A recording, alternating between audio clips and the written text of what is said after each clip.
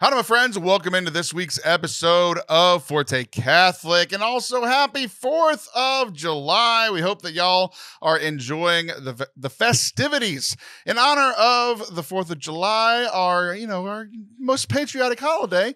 Kathryn and I wanted to talk about our most patriotic sport, the old pastime of the United States of America, baseball. As we all know, Kathryn Whitaker is a huge fan of the Texas A&M Aggies, who just made it all the way to the national championship, and then disaster struck. So she shares the whole story. It ends up being a conversation about not only a sport that we love, but also a school that she loves and a school that I'm in the community of. And it was a fun ride. I was one of those bandwagon fans. It was fun. So it's a conversation about baseball, about loyalty, about doing things the right way, about thinking things through. We hope that you enjoy this conversation. And yeah, that's it. I'm going to go now. Enjoy.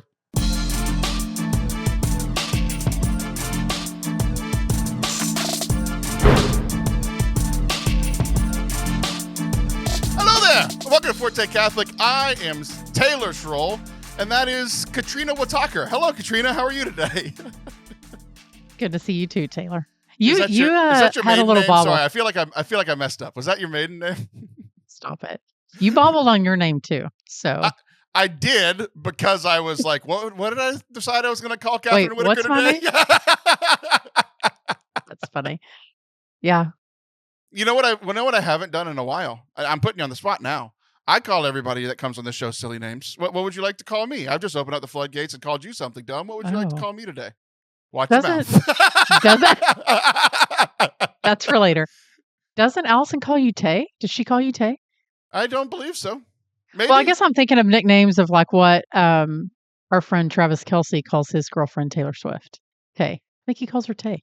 I saw a thing today where he went like to one of her concerts and he was carrying her and he was like, yeah, don't drop the baby. Don't drop the baby. I'm like, so you know what? Actually, when I saw that clip, all I could think of was he's probably super nervous that he's about to drop her. So when he admitted on his podcast that that's what was going through his mind, I was like, that's what was going through everyone's mind. Do not drop Taylor. So he did good. I love that clip. It's so good. Yeah, it was very sweet. One of my most embarrassing moments of my life where like I still feel the embarrassment to this day is like when I was in high school and I was dating, like she was the only girl I fell in love with in high school. It's like, I was this big macho guy, right? Like I had the six pack and the muscles and I was big and I was carrying her on my shoulders because I'm the big, strong boyfriend, right? And then we were outside of a Chili's. You've heard of this establishment, yes? And at Yes. Chili's, they're very kind to our friends in wheelchairs. So they have wheelchair ramps. Well, those wheelchair ramps get very slippery when it rains. So we tumbled to the ground, and I was no longer a macho man, and I don't know, didn't marry her. Spoiler alert. So She's scarred for life now, literally and figuratively. She has a literal scar. I have a metaphorical one. So nice. Oh man. Yeah, Very we won't good go into times. most embarrassing stories. Okay, got it. But yeah, exactly. Yeah, you don't want to Let's not do reciprocate that that. one. No. Yeah. Nope. And next topic. So, many listeners of the show know that the last few months has been just an interesting time for the show.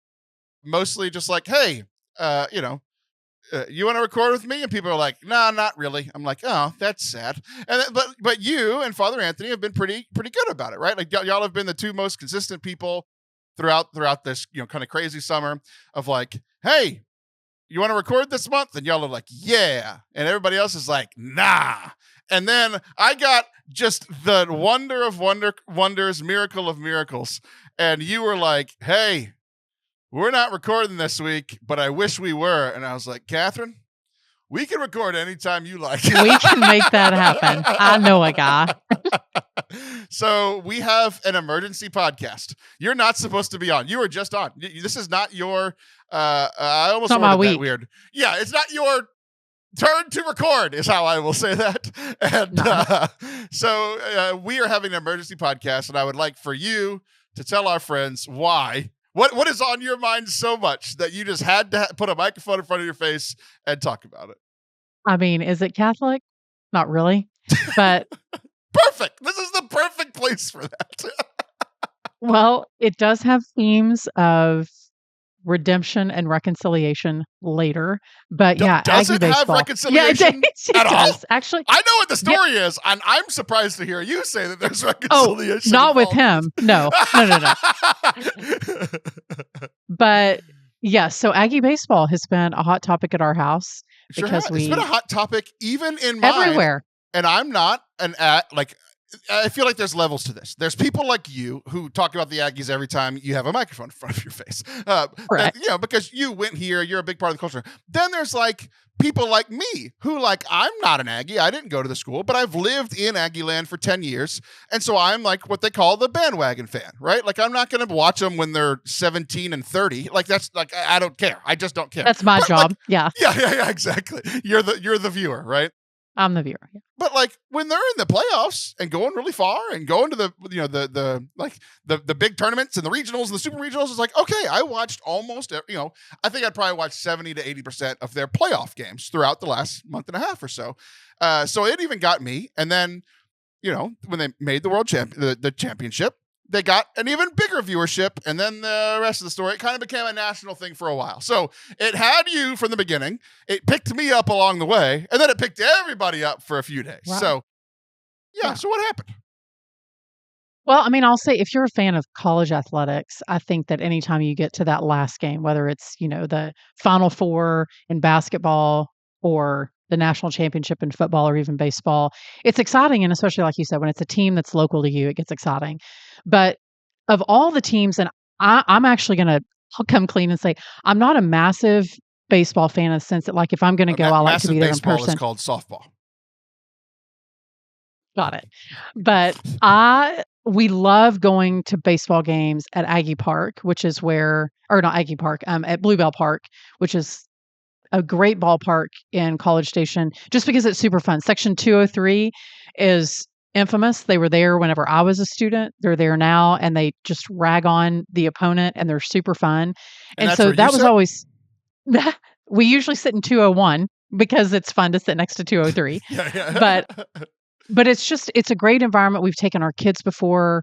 I mean, anytime the Aggies are playing, we're always there for it. But when they started really picking up steam, they had just had an amazing group of players, Taylor. So it was sort of a magical season, and it kind of pulled even fans that were on the periphery. And so when they started hitting, we're like, you know what? I think this team is going places. So 2 years ago, our coach was there for 3 years. His first season, he took them to the College World Series. So that's like the big kahuna. That's where, they say it's a big deal. 8 teams make it there. But we didn't make it to the finals. So then this year we made it to the finals. We won the, regionals. We got to host the regionals in College Station. Super regionals, we got to host there. So they just kept winning, and it was super fun. So I don't think I mentioned this on here the last time I was on your podcast, but we decided literally in 36 hours when we determined that they were going to the national championship game, that we were just going to load up the car, take everyone and go. It was not talk about this because we talked, like the last time you and I talked was a few days before that. Right. And then I just see on your story that we talk about every time, because your story is a book. It's not a story, it's a book. And I looked at your book on Instagram, and I was like, wait, Kathryn's in Kansas? You're doing what? What's going on? I was like, she was just at home. We, in full disclosure, so the week before, I was in Washington, D.C., and the George Strait concert was that Saturday, that sort of Omaha. So Omaha, Nebraska is where they play the College World Series. 8 teams go, and so A&M was playing in that whole series. And my husband texted me, "How do you feel about selling our George Strait tickets?" And I was like, "I'm not feeling that." Yeah. But I was like, "But I will entertain." But then I asked him, "Hey, are you serious? Like, are you just saying that? Or are you like, how serious are you?" Yeah.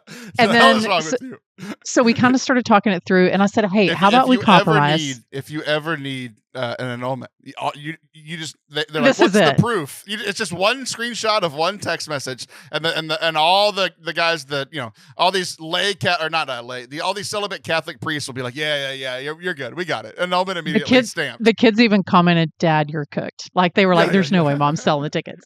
But I said, how about we compromise? And I said, how about we go see George this weekend? And I was optimistic, and I was like, and then we'll just go watch the Aggies in the national championship next weekend. And Scott was like, okay, it's a done deal.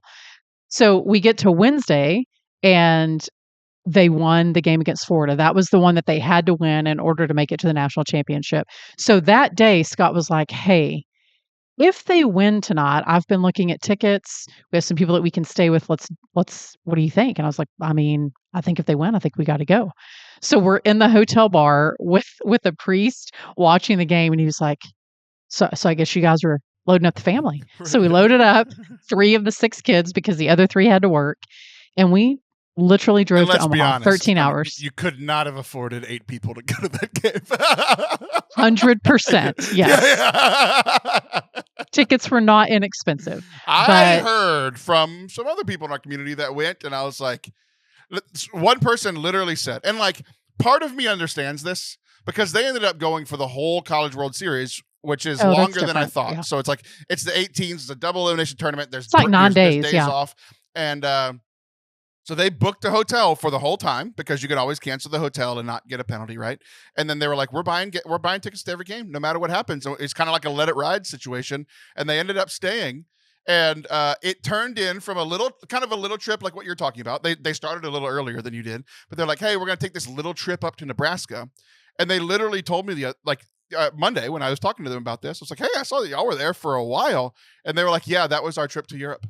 Like their money that they saved up for their trip to Europe, they took to Omaha. Small town Nebraska. So I felt like worth it if the Aggies win. Spoiler alert, they didn't. So I feel terrible for them, honestly. Well, I will say that my husband was smart, and he actually bought the tickets before we knew that the Aggies were going to be in the national championship. So he was like, I feel like I can always sell those tickets if we have to. Oh, yeah, for sure. We knew that we could, so we bought them for way less than everyone who waited until the end. Plus, people ask how Catholics have so many kids and can afford them. It's stuff like that. Your husband's like, hey, I can either buy these early and save some money on something I want to go to, or I can wait for my team to lose and the other team's fans will pay $1,300 for these tickets that I paid $100 for. Brilliant. That's how he paid for Luke. I think we call that boy math. Okay. Y'all are expensive, Kathryn. We fortunately we had friends to stay with, so it all worked out. We were able to make it work. But yeah, so we go to the game. So just so that people know, College World Series has best out of 3. Okay. So we played the first game Saturday night, killed it 9-5. We were playing Tennessee. They had an amazing game. I mean, our boys just played so hard. And that was even through injuries, like Chase Laviolette, who's one of our players who is an All-American. The kid is unbelievable. He's just a sophomore, but he had pulled his hamstring, and the trainer had some contraption that helped him still bat, and he made some steroids. Unbelievable plays. He's just superhuman. And then Sunday night comes, and it was like just a snoozer of a game. We were like 1-0 for like 6 innings.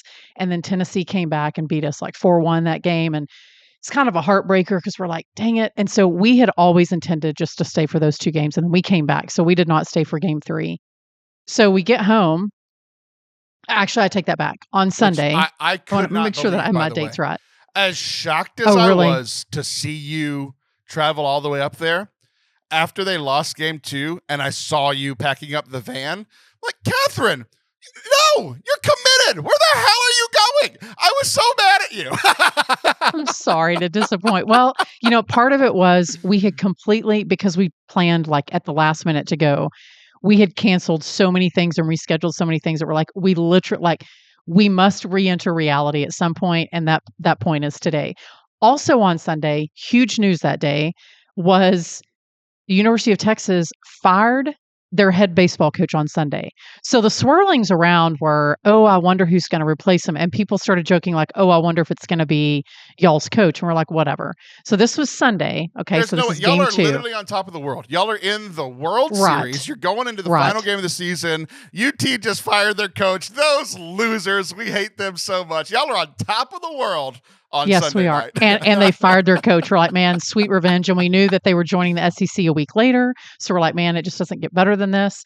Monday, we go to play the game, and they fought so hard, and there were a couple of big errors. I mean, it's There just the way sure baseball were. falls. I mean, there were some questionable calls by the umps. I mean, there were just a lot of things, but we lost 6-5 in a heartbreaker, but they came back in the last couple of It was innings and like rough. It was so poured it rough. on. But you know what, Taylor? As heartbreaking as it was to not win the national championship, Tennessee is a formidable team. They are an amazing team to watch. It was fun to see them in person. And quite frankly, any of those teams. Florida's a great team. Like there were lots of amazing baseball being played in Omaha. But I was grateful that we saw excellent baseball from both of those teams. 100% I wish it would have fallen the other way, but absolutely magical to be in Omaha to watch our boys play. So zero regrets about going. It was so good. And so they have the game. And then, of course, they always have the post game presser. So coach comes out and they start asking him questions. And just before the end of the press conference, a reporter from Texas raises his hand.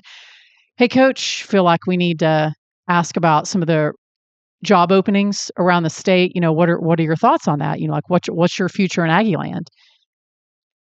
And our coach at the time, Coach Schlossnagle, dresses down this reporter, calling him selfish and how dare you ask that question? And I have given up all these things to coach here. And I just can't believe that you asked that. You know, that's so selfish, you know, write that. And as he says that, what they don't show is that he gets up and leaves the press conference and then walks over to that reporter, looks him in the face and says, I will never speak to you again. I mean, it was Nice guy. awful, Taylor. Yeah. And he made the comment, you know, like basically, I'm not leaving Texas A&M. Yeah, it was like Leonardo DiCaprio in that one movie that Catholics definitely shouldn't watch, but it's a famous meme. I'm not leaving. I'm not leaving. That, you know, there's other words in there, but that's essentially what he did. He did his best Yes. Leonardo DiCaprio impression that evening, and it was quite impressive. So the reporter was obviously asking about, I'll call it TU because that's what we call it. University of Texas is TU to us. So he was asking about the TU job opening. And so the team comes home on Tuesday. Big welcome home. Amazing season. Thanks so much. The joke was it's a good thing that the bus wasn't late because just a handful of hours later, news breaks. Schlossnagle is taking the job at TU. His best friend, Del Conte, is the AD over there. And the lack of integrity that just reeked of, and I mean, he got slammed in the national media, ESPN, Feinbaum, you name it. And TU is the darling of ESPN, and they still like people were like, hey, he did not have to dress down. For one, he did not have to dress down that reporter. He could have easily said, hey, we literally just lost the national championship. I want to focus on my guys. And he could have made it about the players, but instead he made it about him, which made me even more angry that this magical, amazing season got overshadowed because he was speaking of selfish, he was so selfish and took that away from them. And so it was less for me, Taylor, about him. Yeah, is it crappy that he took the job at Texas, our arch nemesis, you know, days before they joined the SEC? Hundreds of like over 100 years, deep Right. rivalry. It's not like it's like, you know, they're my neighbor and they mowed, you know, they didn't Right. ask, you know, they told me to mow my lawn. It's like, okay, I'd be pissed for a day or two, but it's like, no, we've drawn lines in the sand at the Alamo, and it was UT versus A&M. That's not how the history went, but it's pretty close, you know. I mean, that would be like a Notre Dame coach going to coach at Michigan or Florida State, or like Right. you just don't do that, right? But whatever. Be that as it may, he made his choice and now he has to live with it. But then things start to come out. So not only did he dress down this reporter, not only did he make it, oh, this big sacrifice that I made. Do you know how much I gave up to take this job? And I'm like, he said he gave up his marriage, which no, that's not part of the contract, buddy. That sounds like something that sounds like a you problem. That's a you problem. Yeah. Also, there are lots of people, coach Taylor, here, but you have to divorce your wife. What? But there are lots of people who pour their heart and souls into their jobs. I'm sorry, but college coaches don't get to lay claim on that. So you're not the only one that gives up stuff, Schloss. Like there are lots of other people who do that. And then the fact that his players found out on Twitter, Taylor, and we had 4 All-American players on our team. They all found out on Twitter. Now, then news starts to buckle out that, oh, actually, he told some players before the news broke, and then he tried to recruit them to come play. And it just gets, I tell you, the more that I find out, the more I feel like I need to take a shower because it just gets dirtier and dirtier. And if my DMs are any indication, I think there's a lot more that's going to come out. And I'm really glad that he's not our problem anymore. And so the hullabaloo is that bunch of the players. So when your coach leaves, I mean, there's the transfer portal and there's times that it's open, times that it closes. But when your coach leaves, you get a 30-day window to go into the transfer portal. And I think knowingly, a bunch of those guys who are definitely MLB material went into the transfer portal because at that time they didn't know like who's going to be coaching the Aggies. And they did that because they're like, that's a common thing. Like this, I follow 100%. football a lot more, and like it happens a lot where like a coach goes from, he goes from some small school, right? It's a step up. He's coaching at Tulsa, which is like, okay, it's a big university, but it's not Alabama. So if he goes to Alabama, he might not have a ton of Alabama quality kids on his team, but he'll take his starting quarterback and corner and linebacker that are like 5-star guys. He'll take them with him, and they're happy to do it. They have this relationship with him. It happens a lot, right? So like that part is common, but doing that with your team who is currently playing for the championship, and this is the furthest the Aggies have ever gone. This is the best baseball team the Aggies have ever had. They made it to the championship. They were one game away from winning. Like this is even, it's disappointing they lost, but they lost by 1 run to one of the better teams that has come through college baseball in quite some time. Okay, like you could, it's disappointing, but you could tip your hat. Okay, we fought. We are the second best team in the nation, and that's the highest we've ever been. And in the middle of that, he's like, hey, you want to come with me to our biggest rival? And not only that, Taylor, he took his entire coaching staff with him.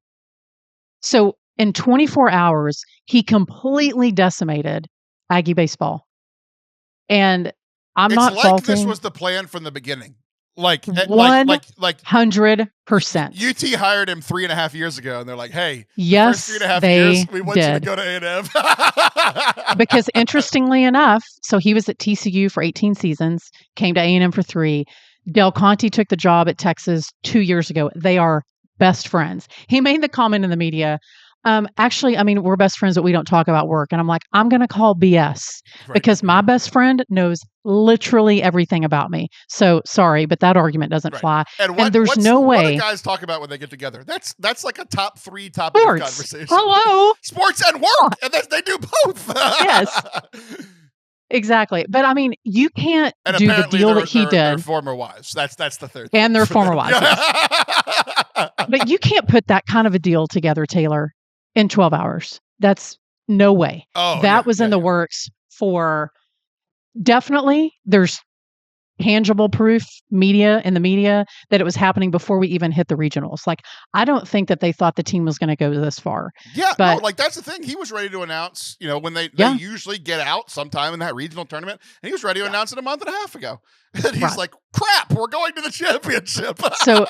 So then it begs the question, Taylor, what was the headspace like in that locker room in the finals? Like, his heart was already checked out.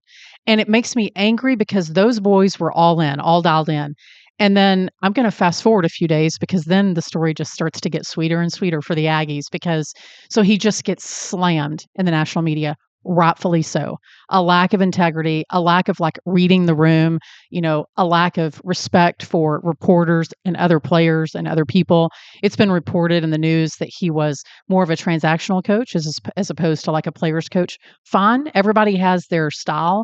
But what I think is really telling, Taylor, is that almost all of those guys who went into the transfer portal, I think we're still waiting on like 2 or 3, but I mean, our number one, who was actually projected to be number 1 in the MLB draft, announced yesterday, hey, I'm coming back to Texas A&M. So what happened is one of his coaches who he took with him, our hitting coach, actually, interestingly, never changed his profile picture on Twitter from A&M to anything else. And they announced a few days ago that Michael Early, who was one of the assistant coaches, has been promoted to be the head coach. And the amount of support that the current baseball team has just said, like, man, this guy's amazing. And what I found interesting, Taylor, is that as the week went on and more reports came out, we started seeing some of our key players, a bunch of our pitchers, midfielders, all coming out on saying like integrity matters, or saying things like Aggies don't lie, cheaters steal, nor tolerate those who do. I mean, Yeah. so they were There's been very some Josh Stewart. cold statements. Yeah. But I think that's so telling. Like, these are the boys that played with him, that know him, and they are making a stand and saying, like, hey, for us, integrity matters. And not one player went to Texas. They are either staying in the portal and maybe going into the MLB, or they've come back to A&M. And I think that that speaks more than anything else they could have done, that they believe in this team. They believe in our new coach, which I think he's going to be a great fit for A&M. But I'm just so disappointed that this magical, amazing group of guys were not celebrated more in the media because their coach stole something away from them. And it makes me very angry that a grown ass man could not take responsibility and say, like, hey, this isn't about me, that's about the team. And also, as a man, I'm going to walk into that locker room, call a team meeting, and let them know that I'm leaving. But instead, like a coward, he throws it up on social media and then, basically tries to blame it on everyone else. That is not okay. Yeah. I think there's levels to this, right? Because like anytime your team, whether it's, for you, it's A&M, or like for me, a lot of my pro sports teams, like whenever somebody leaves, like for a quote unquote better job, or whatever, right? People can argue that point in this case because our team was just, in the championship, there's just whatever, right? But that kind of stuff happens a lot. They go for more money, or they go for a more prestige school or pro store, or like whatever. Like somebody goes from the Washington Commanders to the Cowboys. Nobody's really batting an eye, even though they're they're in the same division. So that could still be a similar thing, but it's like, it's the Cowboys. At least A&M and Texas are pretty even. They're on even footing. They're in the same conference. They've been in the same conference for a while. They have, one has up years, one has down years, and then vice versa. It flips, and some are good at this sport, some are good at that. Like, they're even rivals. Like, to be rivals, you have to be fairly even, right? You were giving me a death glare. I promise you're like, hell no, they're not even. But, whatever. For argument's sake. Yeah. Definition of even. Go ahead. Keep going. But there's a lot of the integrity stuff that really rubs me the wrong way, because like I'm not as emotionally invested, and yet it still pissed me off, because like I don't have the hatred for Texas that you do, but I still hate the situation. One, because like I'm a coach, and if I left, and obviously there's no transfer portal in high school, right? If I left and like tried to take people with, I just couldn't imagine doing that, right? I couldn't imagine leaving without talking to them first. I couldn't imagine like announcing it that soon, right? Like even with the situation, like just being realistic, he knew this was happening a month and a half ago. He made his decision, whatever, right? This is happening a month and a half ago. And yeah, you're kind of stressed out because he wants to be able to recruit people to his new school. Like that part I get, right? But even then, so you can't announce in May like you wanted to. Okay, fine, right? But then we get to June and you're like, you still saw this coming. And every few days when you won a game, you knew it was a few more days. How do you not plan better than this? How do you not plan better than this, right? So there's the one level of like, there have been coaches who end up coaching for their previous team's rival. It is so rare for a coach to go immediately from big rival to big rival, right? Like for pro sports, so we use the Commanders, right? The Washington Commanders, you might be the QB coach for let's use a bigger one. Let's use the Cowboys and the Eagles. Cowboys and the Eagles, huge rivals, just like Texas and Texas A&M are, right? Yes, so huge. let's say the Dallas Cowboys quarterback coach. So he's a quarterback coach. He's making, $300,000, which to me is a crap ton of money, but for pro coaches, one of the lower ones, right? But he's doing good, $300,000, and then he gets a job over at Washington to be the offensive coordinator. He's making $3 million a year. Great for him, right? And then he gets offered the Eagles job, the head coaching job. It's like, okay, then it kind of makes sense to take it. You're like, okay, you worked for the Cowboys, who are the big rival, but that was 8 years ago at this point. Okay, fine. People will say something. They'll make jokes, but like nobody's really mad at you. Good for you, man. Like you went from, you're building up. But like for him to not really move up because they are more on these even terms. It's not some crap school and some great school. It's just like they're at least even in prestige. And the salary, Taylor, and, was the same. Like he was making 1.3 really? at A&M. TU offered him 3. We were getting ready to renew, or we were getting ready to up his contract for 3. So what had nothing to do with really had nothing to do with salary. I just assumed it was way more Nope. money. Like that was just my assumption to try to make it make sense, Nope. And he did say this in the media, and I was like, liar. Was that Trev Alberts, who's the AD at A&M? There have been talks and already in the works to extend Bluebell Park, which is the ballpark where we play in College Station. And it's a big extension, about $85 million. And his comment was that Schloss, the coach, had a conversation with Trev Alberts and said, oh, well, it sort of seemed like on the table, like they may not have the money to build the stadium. And I'm like, I'm sorry. What? Yeah. When is Texas have you looked around lately? Money? Yeah. We fired a coach for about the same amount of money that we're gonna, build it. Like, I was like, and again, you like throw someone else under the bus to make yourself look better. I was like, 85 million, 2 booster phone calls, 35 minutes. Done. Right, come on, like, and especially after a season like this, like more people want to come to games. It's already a thing. Like it's really hard to get season tickets to Aggie Baseball. Field. The Schroll stands, $85 million. It's done. Right. Yeah. So it's just things like that. But yeah, so money, while some will say, oh, it had to do with the money. No. And interestingly enough, there was a clause in his contract for this very thing that said your buyout clause, if recruited by another Texas team, they called it the TU clause, they have to pay this bigger buyout. Wow. They knew to pay, or the coach is having to pay. Yeah, I mean, they knew that Texas, so not only is Texas paying more money for a coach, but they also had to buy out his contract. But that was the reason that the clause was put in the contract to begin with. So that something like this. Somebody saw this coming. Good for them. Correct. Yeah. Somebody wrote a good contract at A&M after we made fun of their football. I know, we learned, right? Yeah. Anyway, but, yeah. Like the other thing that I just can't imagine is like, so even in this situation, it would have been better. It would have been harder for him, but it would have been better if so they lose on Monday. They have the parade thing on Tuesday. Let the kids have their parade, gather everybody Wednesday, right. Tell everybody Wednesday, and announce it Wednesday night or Thursday. Break it Thursday. Okay. Yep. People are still going to be pissed. Kathryn Whitaker's still pissed. I'm 100%. I'm making fun of him for leaving to go to Texas. What are you doing, man? Texas didn't make it to the championship. Like, people are still making fun of him, right?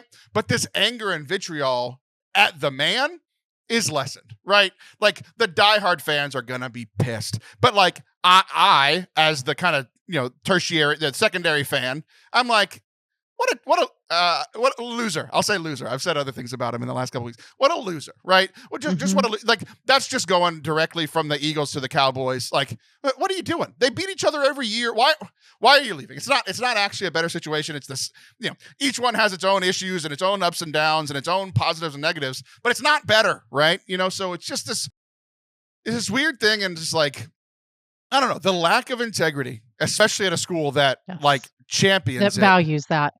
Just, yeah. I just couldn't see that. I couldn't see, one, how you make that mistake, and two, how you just don't plan better. Like, he could have done, he could be the Texas coach today and just could have done it better. You know what I mean? Like, and I think people like me would have understood, again, you can be mad and that's fine, right? But like, I would have understood at least he took this job, didn't think they were going to be that long. He waited a month and a half, but he was a gentleman. He waited he didn't have to wait those 3 or 4 days. He could have announced it Tuesday night. Like he actually, like, we all could have said that. Like, oh, he could have announced this and it would have been great for him and for recruiting, but he just didn't do that. And it's amazing just what 2 or 3 days would have done, right? You'd be able to take care of hey, I'm leaving and I'm manning up to this decision. And I know you might not like it, but it is what it is. Here's why. Great job on a great season. And like you said, he took the credit off the boys, right?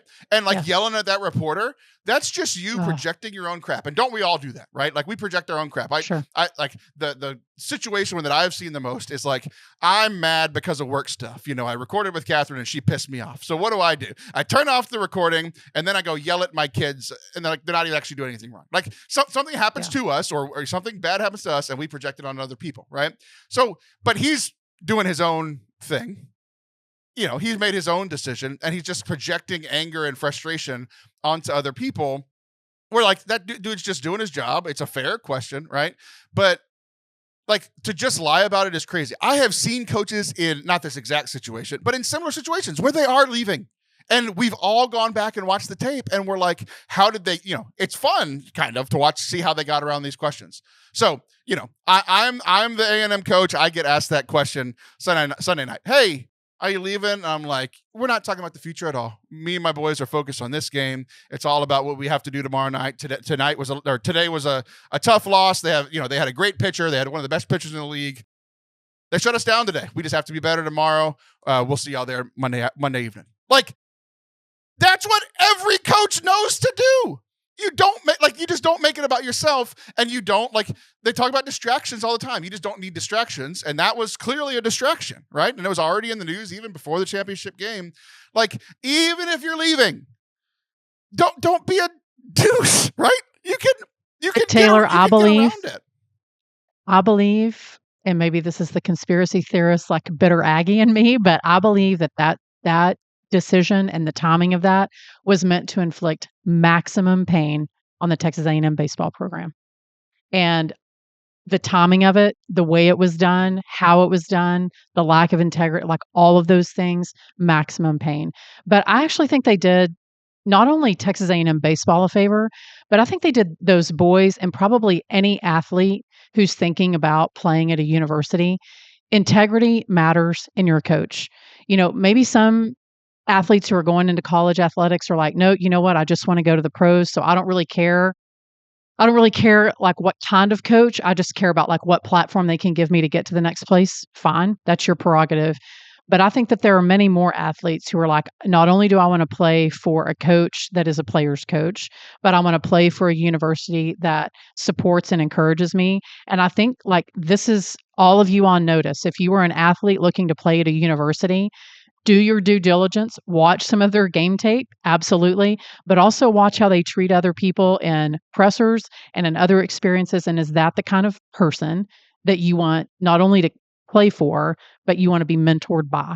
And I can tell you that if I had a young man who was being courted by baseball programs, I would look at this and say, that is not the kind of coach that you want to play for. And instead, let's look for one who has the ability to form you as a human being. Because at the end of the day, all those athletes, their time of being an athlete will come to an end. And what is left? And what kind of person is left? And I'm grateful that our boys are no longer mentored by someone like that, and instead have a coach who is focused on their development, not only as young men, but also as players. I think that there's a lot of potential for this to be a really great learning experience, not only for our boys, but for any athlete looking to play on a collegiate level, whether it's D1, 2, or 3, or somewhere else.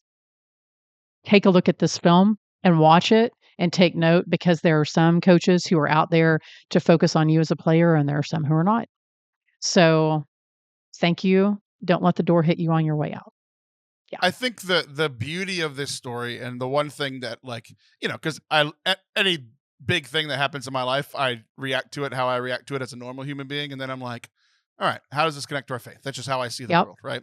And I think the beauty in this story is it was first, I don't know, 10 to 15. You probably know more of the answer, but like I saw 10 to 15 of those boys make some positive quote, and it wasn't like, it wasn't sarcastic, but it was biting, right? Where it was like, it was telling, right? Of like, A&M is about loyalty and integrity, and I'm coming back. I'm not leaving. I'm not entering the draft. And it started with the boys, which it shouldn't have, right? Like, your kids aren't supposed to be leading. They're the kids in the room, right, showing the adults how to adult. Exactly. So it shouldn't start that way, but that's the way that it happened. And then one adult who probably had a hand in making these boys the way that they were, because all these boys about the coach because it was announced that the whole coaching staff was leaving, but then the hitting coach is staying. And all those hitters were like, I'm a good hitter because of this guy. And they said they didn't like bash the other coach, at least not what I saw, but they were like, the reason like that I love this place is because this guy, because like you said, the other guy was the technical guy, the like kind of the baseball whiz mind, and this guy was the players coach, better with the people, right? And it's like I can see that, like the last 5 years of track coaching, I'm the players coach. Like I know some technical stuff for the few technical things, but I was with a guy who was more the technical guy, right? And like we worked very well together, and that's like that's how they set this up too, right? You had the one technical, it was just flipped. One technical guy, one players coach. Okay, great. But then he stayed and showed loyalty, and like the boys are thrilled, right? So the kind of connection to faith is a negative one / a positive one, right? We have all the people in the room that are supposed to be doing things correctly are our leadership, our bishops, and our priests, and for the most part, they are, right? Just like for the most part, most college coaches, even more than pro coaches, they are leaders of men, and they're trying to teach these young boys how to be good, members of community, blah, blah, blah, blah, right? And like, that's a big part of college coaching. Like there's a lot of people who are like some of the best college coaches that could have gone to the NFL and didn't, or they left and came back really quickly. Or they left and came back. Yeah. Right. Because they're like, I like this more because I get to form young men while also teaching them how to block at left guard. Okay, fine. Yeah. But those are the people that should be doing this, our bishops and our priests. And for the most part, they're doing their job, right? Just like most coaches are doing their job and leading teams and leading young men, right? Or young ladies in women's sports too, right? But there are times where bishops, priests make decisions that we don't like, and we feel like they abandon us. And we have priests leave the priesthood, and we have priests and bishops do sinful things, and then even if it's not sinful, they just do stuff that we disagree with. Like even in the case of like if he wouldn't have done all the jerk stuff, we have priests and bishops do jerk stuff. We've also had priests and bishops just make decisions we don't like. Which if he would have handled this all with grace and went to Texas, like I said, you can still be upset, but it's different than how it is now. It's not now. It's sinful, not just disagreeable, right? And I have. The hurt of that and the pain of that is real. And I've experienced a ton of this. If you listen to the show for the last 4 years, I have been pretty open about it, right? And I think I didn't handle it very well at the beginning. So in this analogy, I would have been, if I was a player on this team, I would have been publicly saying nasty things about the coach and not handling the situation well, right? And maybe even leaving. Like, I'm not transferring to Texas, but this is just messy. I'm going to LSU or I'm going to TCU. Like, I'm going somewhere else that's just not involved with the drama. I want to get away. Like, that's pretty similar to how I responded to all my own trauma stuff, right? But seeing these young men just respond with, like, this sucks, but it doesn't shake who I am at my core. At my core, I'm these Aggie values that you have memorized, and I know 3 of the 7 or whatever. Like at my core, this is who I am, and this situation sucks. It's not ideal. This was the best week of my life, and then just had a huge. So I just pooped on my birthday cake. Like this is not good, right? And they handled it with like more grace than I think myself and most Catholics do when it comes to our leadership not doing what we think they should be doing, or even what God thinks they should be doing in those 2 different situations, right? So, and then seeing the adult in the room come in and help those young people, the people who shouldn't have to be doing this on their own, the young guys, have one adult that comes in and is like, hey, this wasn't right, so I'm staying and I'm helping out. Like I've had experiences like that. Like I've had wounds from the priesthood and I've received healing from the priesthood, right? So we had a priest, 2 priests in a row actually at our parish hurt our community and hurt me. It'd be like Schloss leaving, right? And then we had another priest that came in and he's just brought so much healing to me and our community, and now everything's growing and thriving. So like the whole thing just gave me so much hope and was kind of a call and challenge for me of like, I need to react more like these 20-year-olds when their coach left than like I have when our priests or bishops do something that I disagree with. So that was my spiritual connection. No, I think the best part of this whole story, Taylor, is that these young men have been curiously quiet when they could have easily gone down the rabbit hole and been like, these are all the things that went wrong in our program. But instead, they were curiously quiet about that, and instead fiercely loyal to one another and to their university, and that they made a commitment to stay.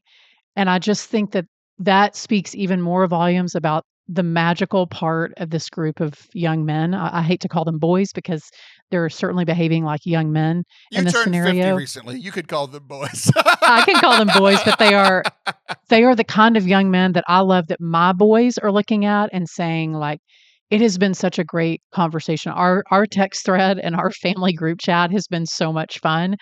But that is the kind of example that I want my kids to see in college athletes, that it is possible to be true to your university and what's good for you, but also to not lose who you are, your integrity and your virtues. And so it has been so rewarding to see that.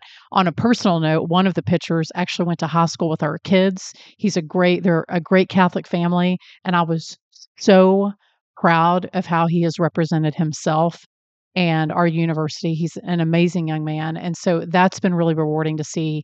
But also on the flip side of that, Taylor, I hope that this shows people that we are all going to make mistakes and mess up. No one gets to go through life and live it perfectly. So I'm certainly not asking for perfection in every situation, but I think it certainly opened up the door to say, okay, so when someone makes a mistake, how do you seek reconciliation and how do you make it right? And these are some of the ways in which it happened, and they didn't do it right. This coach didn't do it right. But these are some ways that this other coach did do it right.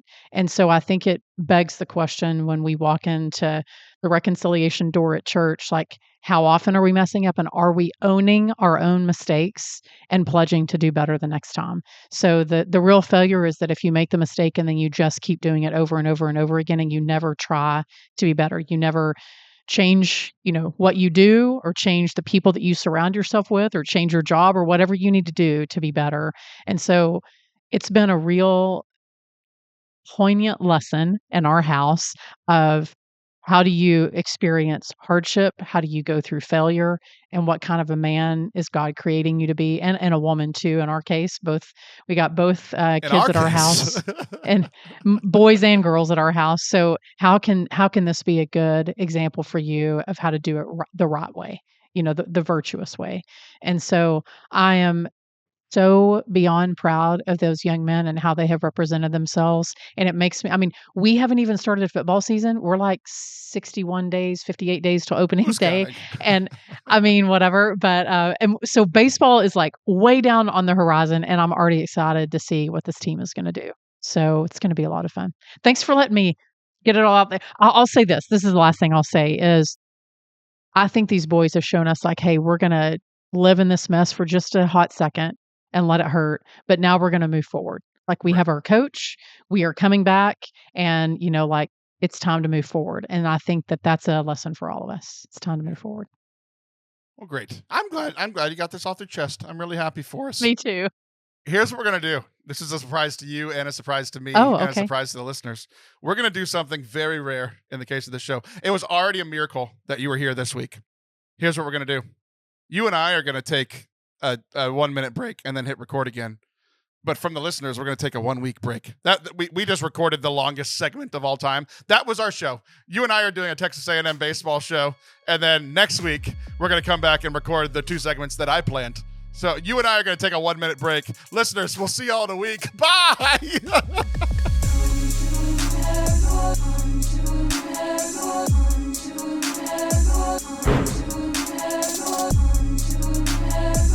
Thank you for watching and listening to today's episode. I hope that you enjoyed it. If you did, please hit subscribe wherever you are watching or listening, especially since this week's episode and next week's episode were essentially one long episode cut into 2. So come back next week where we're going to be talking about how dumb Christians can be, including ourselves. We're also going to be talking about 2